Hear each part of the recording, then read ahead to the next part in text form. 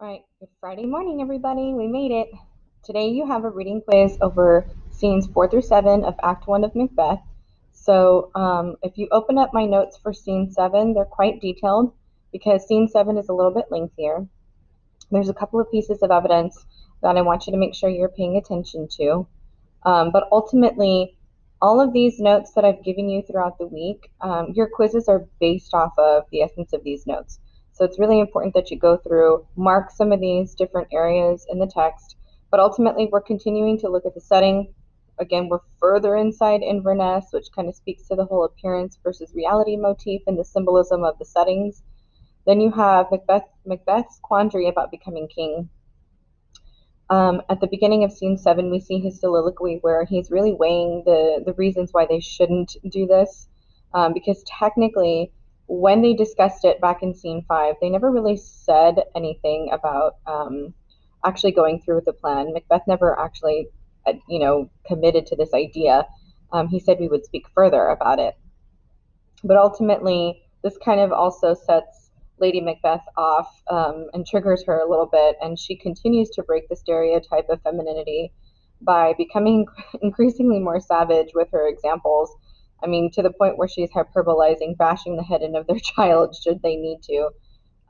So ultimately, she ends up demasculating him a little bit, where she really questions whether or not he's man enough to murder Duncan. And at this point, he's really realized that the only reason he would be doing it is purely for his own ambition, which he knows is wrong, but he's going to go with it anyway because at this point his wife is acting more manlier than him, and for his pride, I don't think he can really let that go.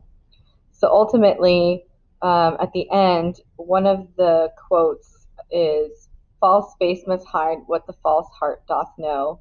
And ultimately, she tells him, and they both decide that on the outside, nothing's going to be wrong, and on the inside, we know that we are planning this, death trap, and they're going to blame it on the security guards, kind of thing.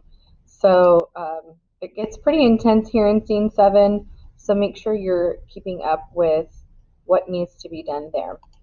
On your quiz for scenes 4 through 7, it is timed.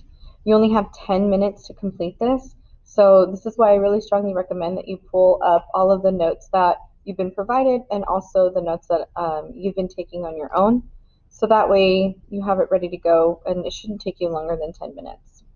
All right, next week we're going to keep up with reading, and we're going to talk a little bit about your research paper that won't be due anytime soon, but it is quite the assignment that will take us a while to get through. So it's really important that you keep up. I know a couple of us are saying we're falling a little bit behind, um, and I don't know the various reasons for that, but we need to make every effort to try not to fall behind, at least in this class, just because, again, there's not that much going on in our class. It's very much stuff you can get done within the 50-minute allotted period of time. Nothing should be done outside. There's no homework, even though the majority of this you're doing at home. It's all within the expected 50 minutes that you're supposed to devote to this course. So when you think about it that way, if you set a timer for 50 minutes and get done what you can get done for our class, it's very doable. All right. Thank you for continuing to communicate with me. I hope you guys have a wonderful weekend. Next week's February. Yay! All right. Take care. Have a great weekend.